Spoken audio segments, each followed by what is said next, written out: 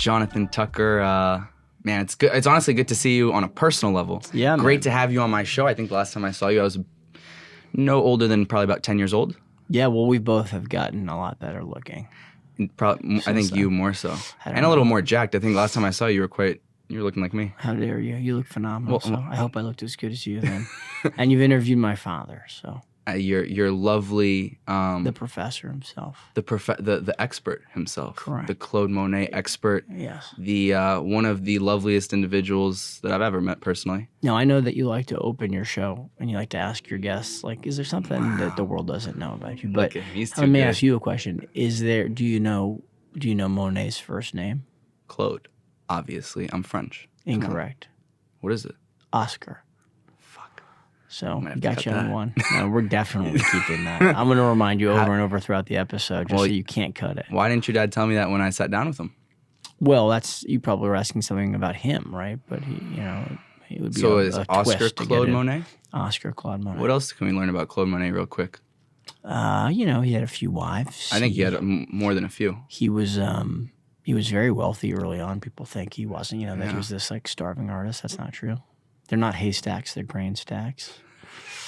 He was a proud Frenchman. Got that train track going right by the property there.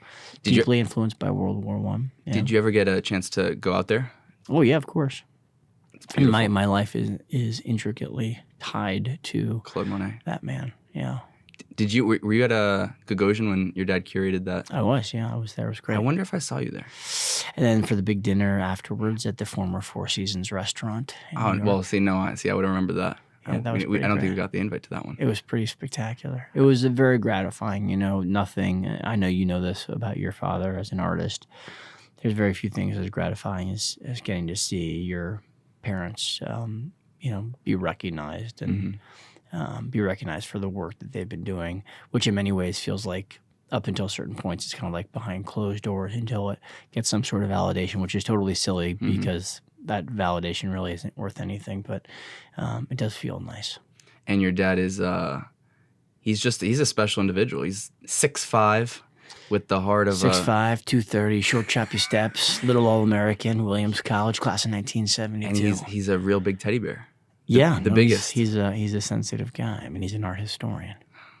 So, he's a very special person. My mom, 5 feet tall, Jewish, 110 pounds. We love Maggie just as much as anybody else. They're a great pair. And now that I've got these two kids, I really feel like you see your ancestors and the blood of all of these different people flowing through them and in them. From my wife's side, which is very diverse and dynamic, to my own parents and grandparents, and going back. I mean, it's kind of one of these wonderful things and scary things and empowering things to think that all of your history is now flowing literally in the blood of your children. How's it been to parent your kids, having been raised by two lovely parents? How do you think that's influenced your parenting of your children? I mean, the trauma, really trying to create a trauma-free sort of environment for them. Look, you know this. And I know this as an actor in particular, or particularly well. It's like our childhood is so influential on who we are as adults. It's amazing, because it's such a brief time in terms of the percentage of our life, but it has such an outsized impact. And as an actor, you're really looking to find that in the characters that you're building. And we've got these. I have this I have all these memories from childhood that are so small, but you realize like if they were more profound, or the experience that I felt in these memories was more prolonged or had some sort of nefarious backing to it, it would have had a really horrible, painful experience, impact on my life. So, for instance, like I remember swimming with my father in a lake in upstate New York, and like he let me go by accident to like grab get like nibbled on by a fish or something. I don't know. Let me go, and like there I'm falling through this water, and I don't even really know if it's a real. It could be like a dream, right? But it speaks so much to what our childhood means to us, and parents getting divorced, alcoholism in a family, not being able to rely on a parent. They say they're going to show up and they don't show up, abandonment, all those sorts of things are like, now even like your parents on a cell phone or something, if you're a little kid, like all the time and not focused on you, those things really, really impact you. And it's important to me and my wife to try to create an environment where they're challenged so that they have grit and resilience and they'll be determined individuals, but that they also know that we're here to support them and love them when they make the right decisions, and when they make the wrong decisions, we're still going to be there to help them process that. But I was given the great privilege of my life were two great parents and an education. Do you feel like you've been perhaps more hyper aware to creating a stress-free or trauma-free environment for your children? For sure. I mean, yeah, for sure. And, I got into transcendental meditation, which really helped me better understand that. And, I've been very interested in creating characters looking at, trauma, as I said. And there's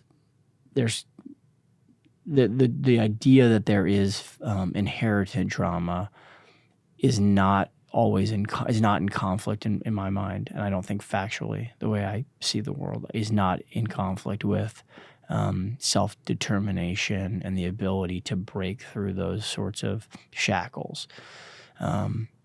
This sort of stuff about like it didn't start with me, that there is even trauma that goes back further than the generations that we know. But at the same point, I really believe like that you make your own luck, and that you are not going to be held back by the circumstances in which you find yourself. That you can progress and move forward. What does meditation look like for you? I mean, TM is twice a day, 20 minutes, where you just say the same word.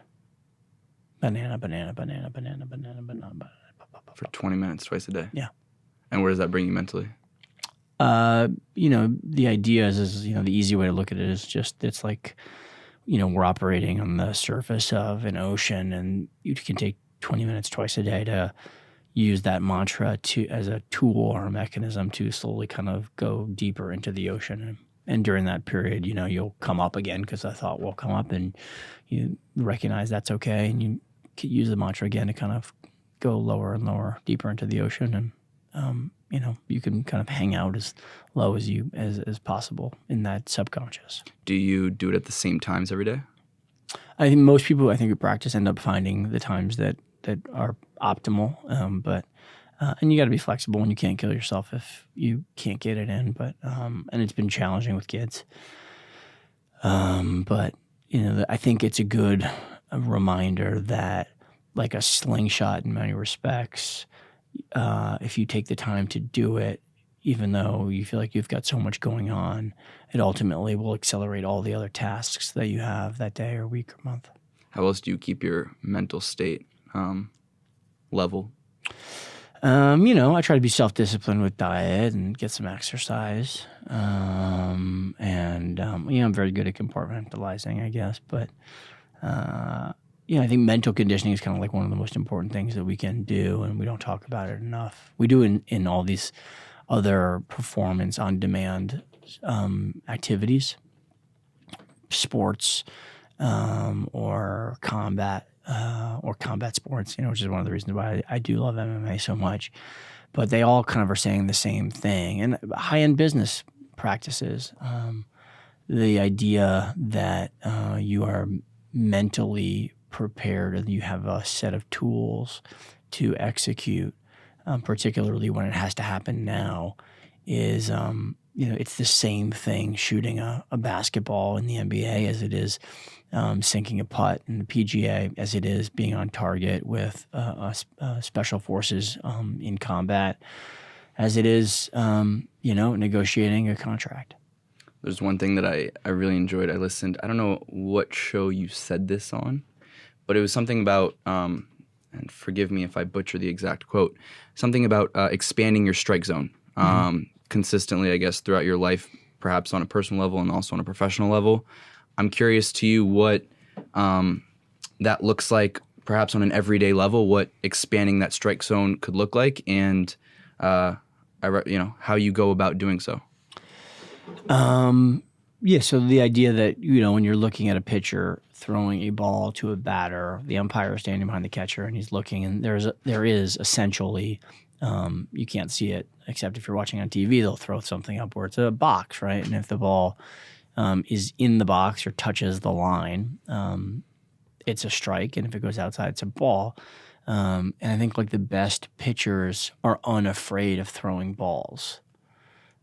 Because they know that the best pitchers know that if you can, the more dynamic of a pitch, the more risk you're taking, and there's a potential that it's not a strike. I think that there are certain very good pitchers who can throw strikes all day long right down the center of the box, and they don't really explore the corners or the edges. And they're great, and they're good, and they'll do really well professionally for a long time. But they're not like Hall of Famers, really. And I think there's a lot of actors who are like that, who are really good, but they kind of play the same thing over and over and over again. And it's hard to do that. I mean, it's hard to be a pitcher in the major leagues and throw strikes. It's hard to be in front of the camera and be yourself. You're like, he's always playing himself. Well, it's really hard. It's really hard. If it was easy, every producer's kid would be, an actor. But then you start seeing people throw, they're throwing strikes, and then they start like exploring and expanding that strike box. I mean, I think really good examples of that have been like Matt McConaughey, or Ben Affleck even, who I think is a really good actor. And then there's people who have just been kind of hitting corners from their jump, like a Philip Seymour Hoffman. But you look at someone like Bob Odenkirk, who's got such an interesting career. Nobody ever would have thought this guy would be one of the top actors in television, cable television, ever. No agent thought that. No lawyer thought that. No publicist thought that. I mean, imagine this guy is cranking away, and he gets this call to go be on, Breaking Bad. And he's like, oh my God, they're going to offer it to me? Oh, this is so crazy. And by the way, this is like not even 10 years ago. And Bob's not 25, he's not 35. And he goes and he is thrilled to shoot at night in Albuquerque, New Mexico, because he's got 2 young kids and it's like a vacation to not be taking care of them. And he parlays that, because the work is so good and he's so talented, into his own spinoff, which is like literally one of the biggest shows on television. All these awards, all these accolades. And then he's like, how about I go and like meaningfully spend years diving into lifting weights and combat training and martial arts. And now his movie Nobody is a huge hit. And he's like an action star, like a Jason Statham action star.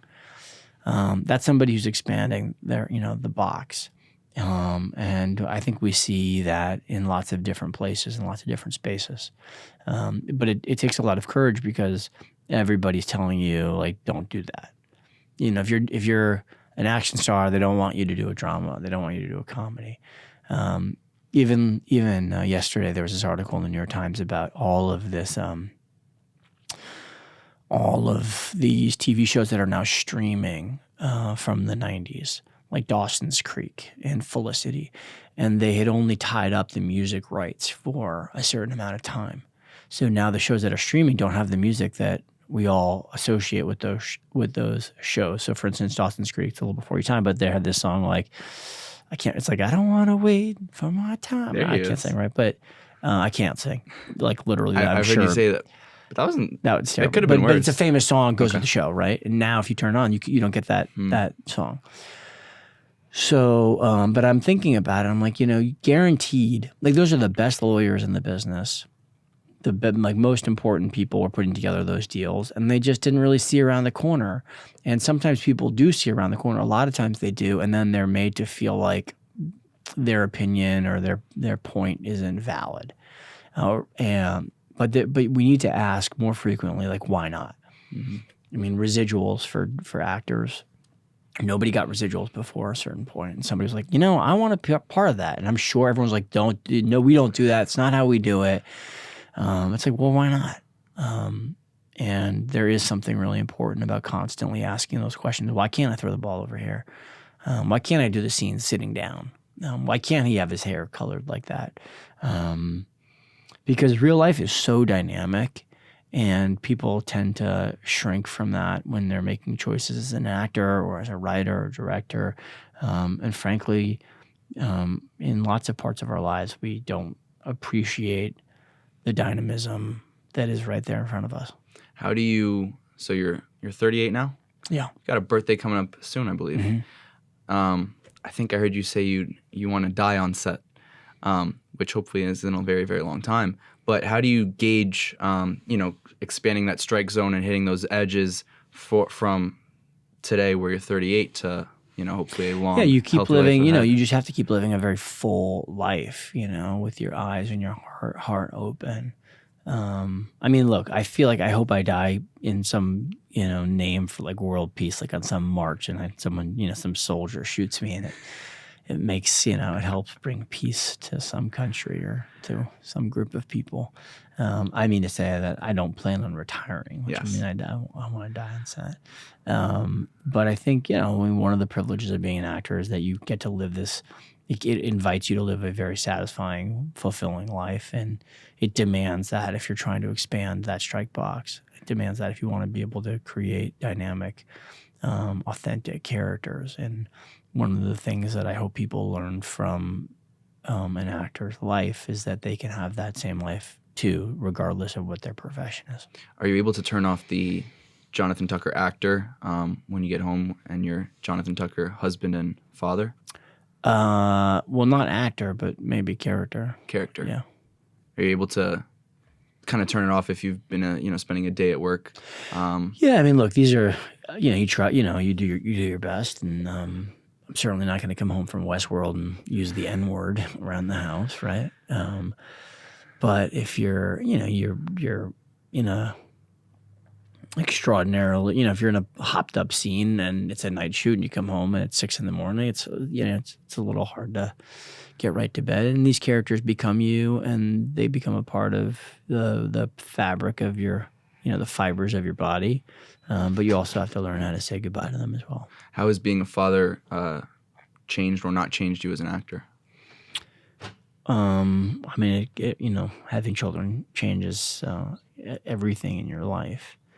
Or it reaffirms, confirms, underscores, highlights certain things that you already knew are true, or that you were already trying to attract or to go after, to seek. But getting to see young, like that beginner's mind, those beginner eyes over and over again.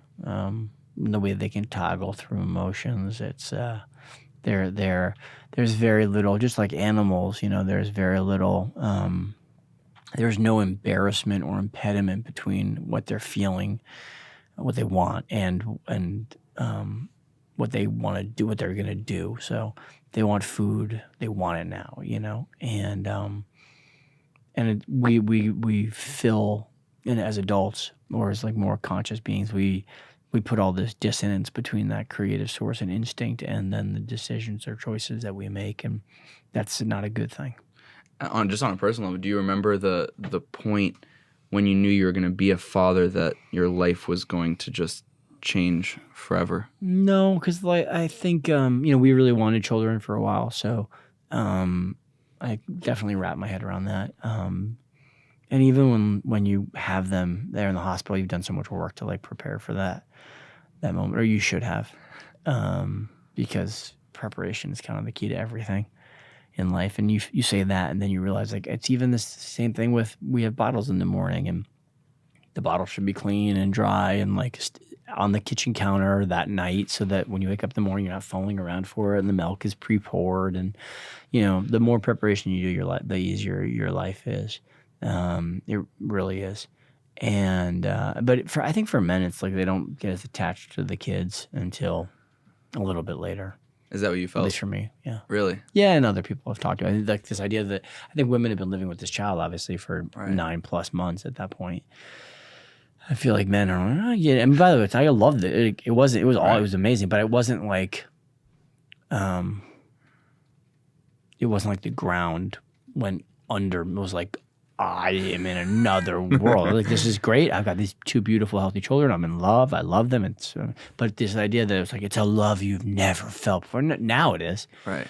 Well, at what point? Well, when they can look at you, you just spend time with them. Interesting. Yeah, I don't know. I don't know if it's a combination of the amount of time or the fact that they can actually hold eye contact, or when they grab your finger, or when they want to hug you, or when they know who you are. I mean, I've consistently found that's the case for a lot of my male friends, and consistently found that women, the moment that the child is out, there's a connection. Have you had these conversations with your dad? I mean, many conversations about, look, all the things I think I do well. I think I've learned from my father, and I'll call him randomly and be like, I was showering with my son today with Hayes.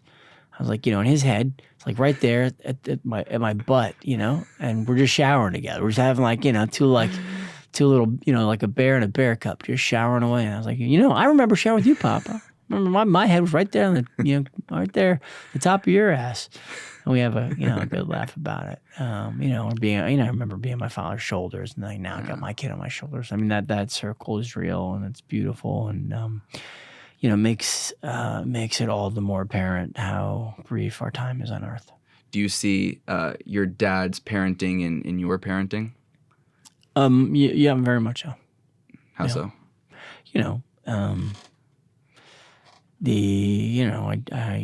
I have profound a depth of love for my son and daughter, and I'm totally comfortable expressing it, and it feels like an unlimited amount that I have to give them, and my father's he's also a physical guy, so he's not afraid to hug and kiss, and I feel that way with my kids. Now, what is it like? You grew up in Charlestown, Mass. Is there, I don't want to say fear, but your kids will be growing up in LA. Are there differences that you hope to, reconcile from your childhood to theirs, and how they're going to be, growing up as opposed to how you did? Yeah, I mean, look, I grew up in a working class Irish, Catholic community, where my house was a rooming house till I was 12. I saw my father do a lot of the work on our house. I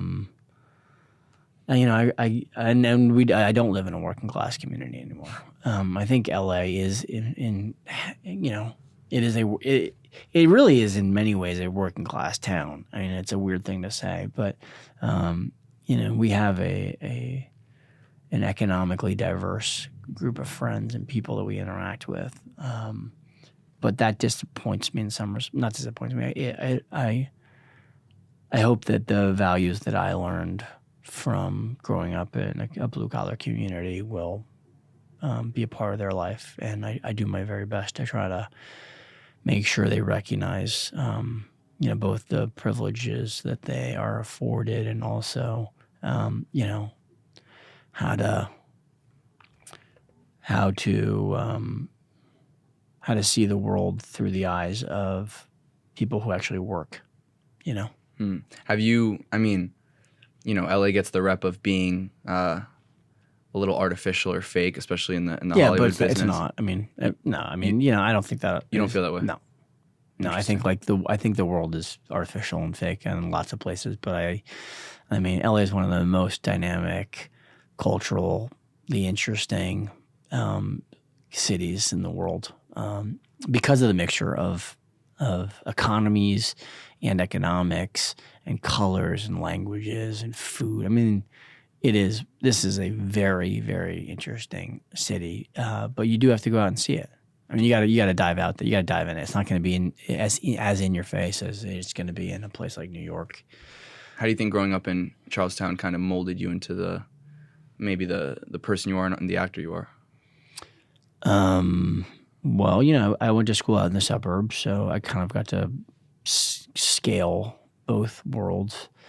And I got to see real characters and real people, and I think when you grow up watching people really have to, grind it out, you don't think that there's other businesses that are going to be any easier. And this business is not easy, and it is a grind, and you just have to keep going. So, yeah, I think there's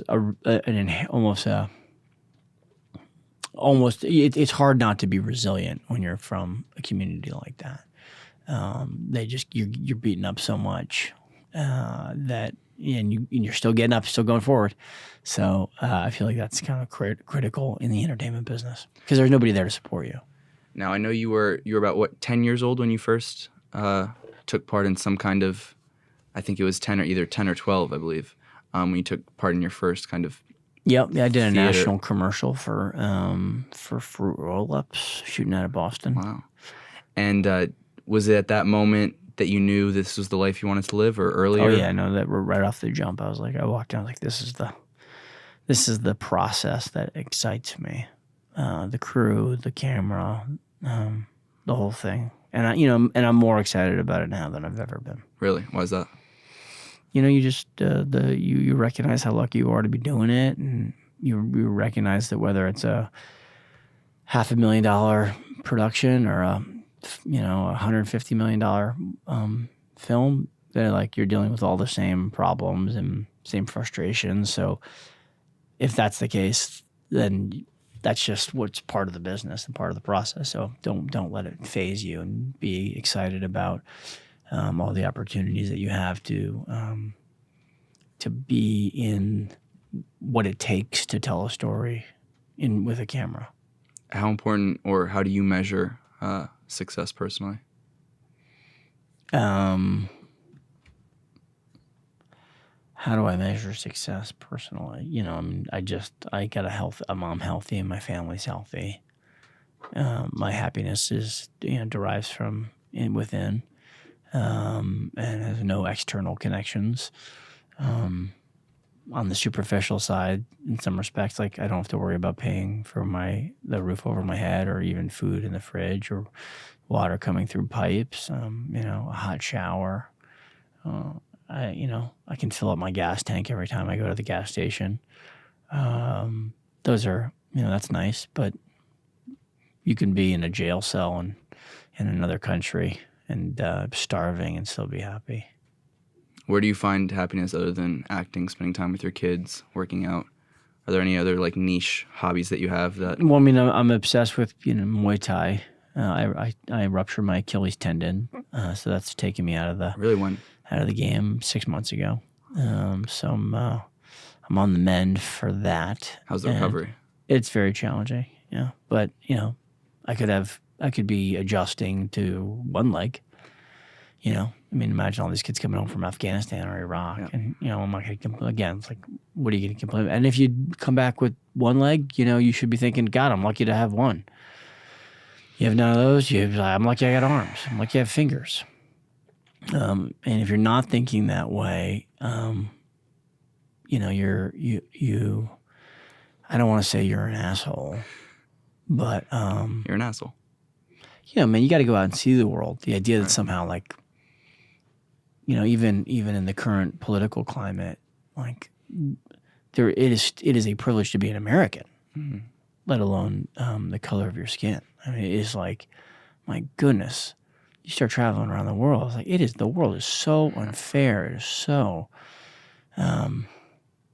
it's just challenging. But what we do to each other as human beings, what we do to animals in the world, like how we treat each other, it's just unbelievable. So, I wake up every day and I'm literally grateful to be in the country.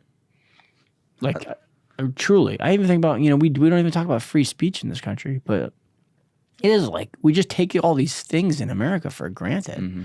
The fact that we can, we can go out and protest, and there's been some pushback from some parts of the political parties against protesting, which is crazy to me. But the fact that you can go out there and like say that the president's horrible, and tell him that if It gets you locked up in other countries. Literally, there's not even free speech in Canada. The only other country that's as close to free speech as us is Japan, and that's not full unfettered free speech. I mean, we are literally one of the only country in the world that has full unfettered free speech. Yeah.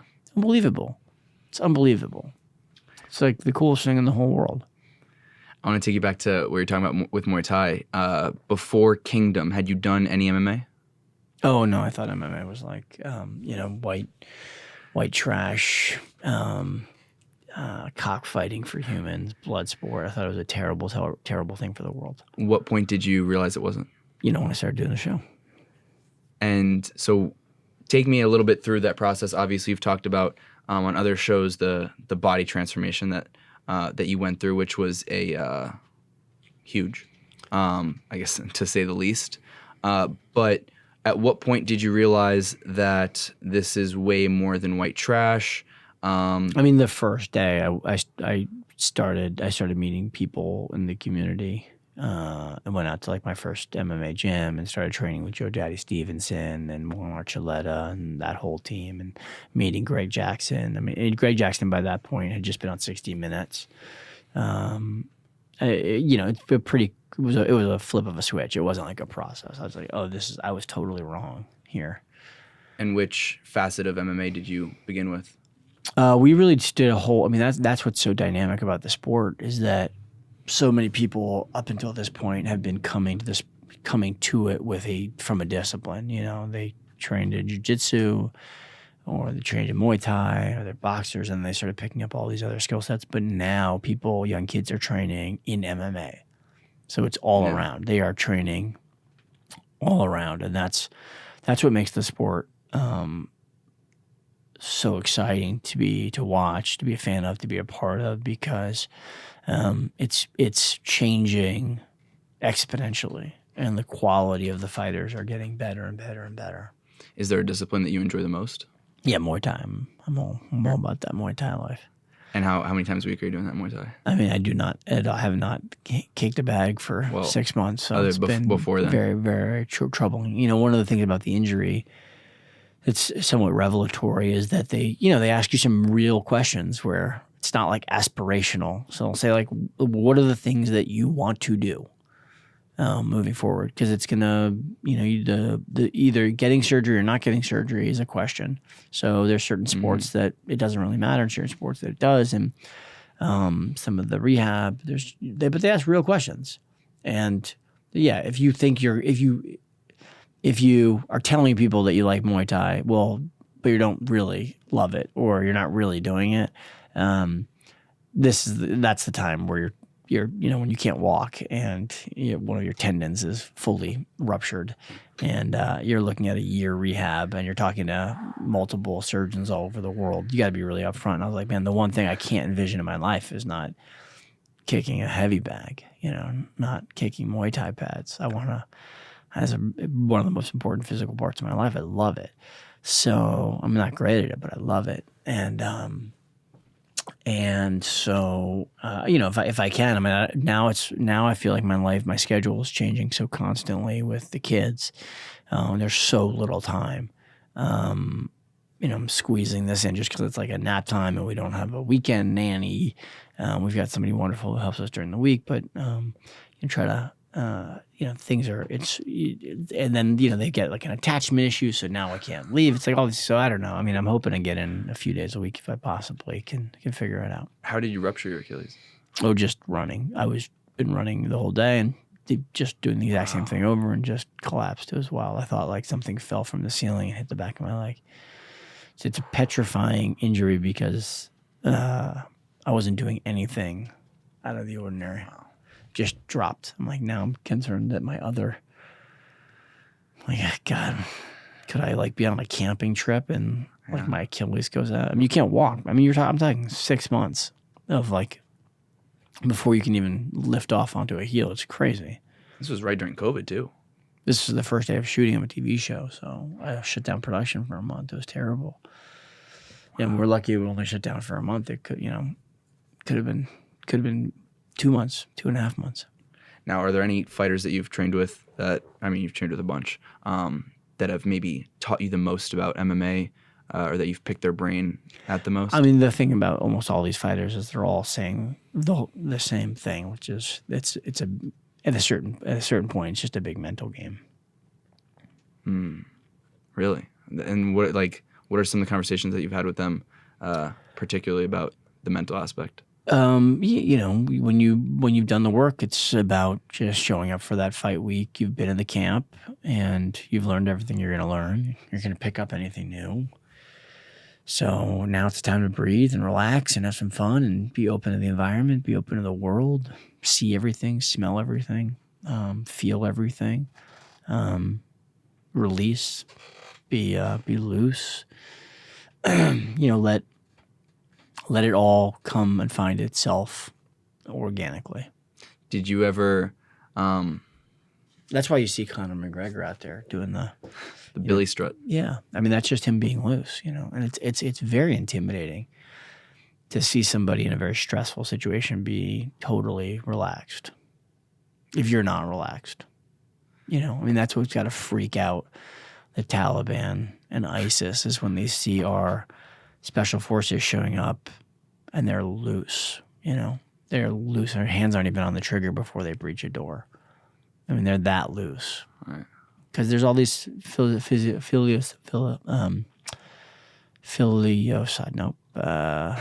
Philosophical? Nope. Physiological? Yes. Responses that change with stress. When you're tight, you get tunnel vision and your response time slows and you can't smell as well. I mean, there are all these things you want to be totally relaxed and totally open to what's happening in the world. How do you loosen up before you go on set? You do the work. If you've done the work, you've done the work, What's your... If you've prepared for something, then, you just have to, then you're relaxed. It's when you haven't prepared that you get scared. And that's where you see people's egos come out because they're trying to cover up the fact that they haven't prepared. So they start calling out all these issues and start creating drama and fires when when they're not really there, simply to cover up the fact that they're either not talented or they haven't done the work. How do you tailor the preparation, for each of your different characters over time? I mean, I think if you're going to look at all of these other successful performers who perform on demand in stressful situations, they have something that they can kind of, they're able to repeat and have replicable processes.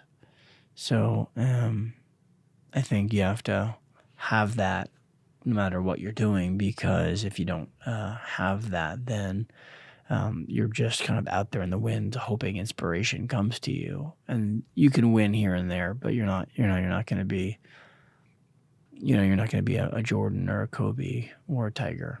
You're not going to win consistently. Is that your goal? To be a Kobe or a Jordan or a Tiger? I mean, you just want to win.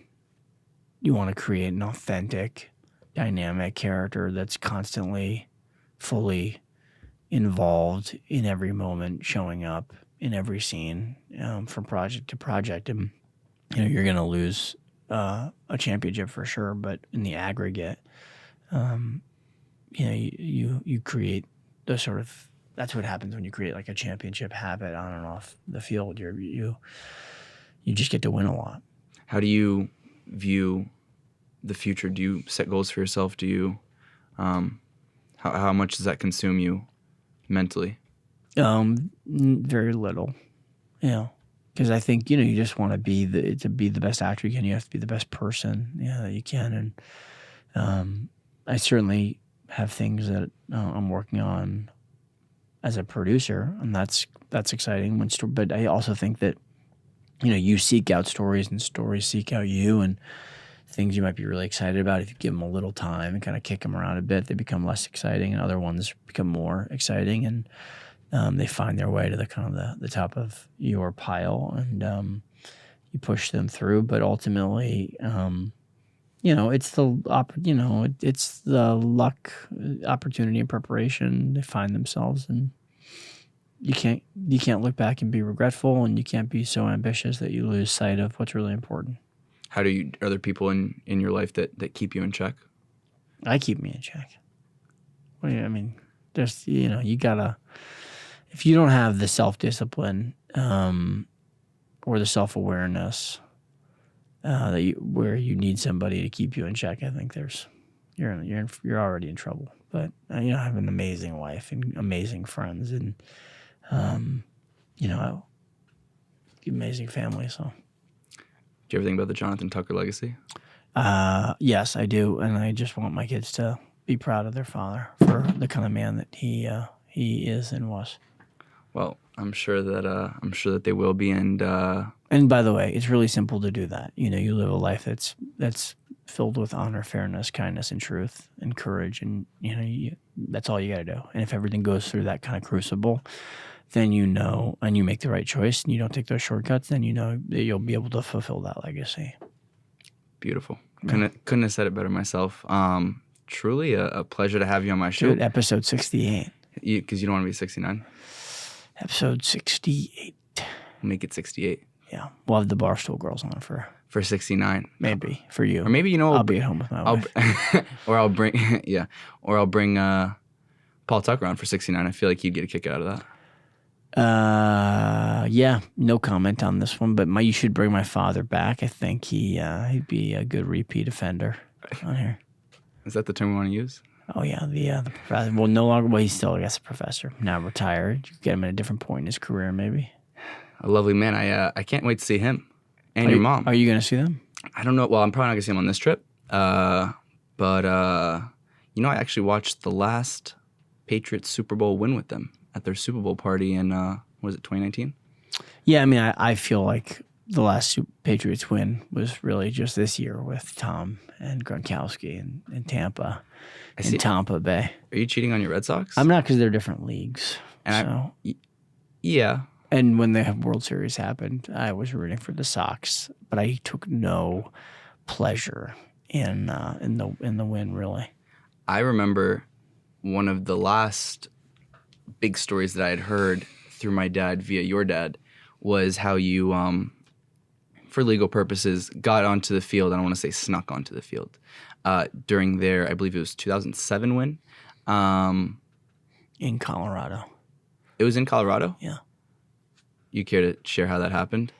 Not all the details, but alcohol was definitely a part of the courage that inspired me, and a little acting, and a little belonging. I belonged there. I belonged on that field, and it was a legendary picture. Yeah, I'm holding the World Series trophy on the field in Colorado, wearing my official Red Sox jacket. Sucking down champagne with Big Papi, with Big Papi and Tom Warner and Henry and all the big players. It was a lot of fun. Veritek, and got some great photos. Call my dad. I'm like, look on TV. I'm running the. He wasn't there with you? He was not there with me. No, they were all watching. All these people are freaking out, sending text messages of how excited they are that the Red Sox have won the World Series, and I was immediately able to text them back with a photo of me actually holding the trophy on the field at the game. It's a power move. It was a magical, magical night that I will never forget for the rest of my life. Beautiful. Well, absolute pleasure Thanks for having me, to have you on my show. Levine.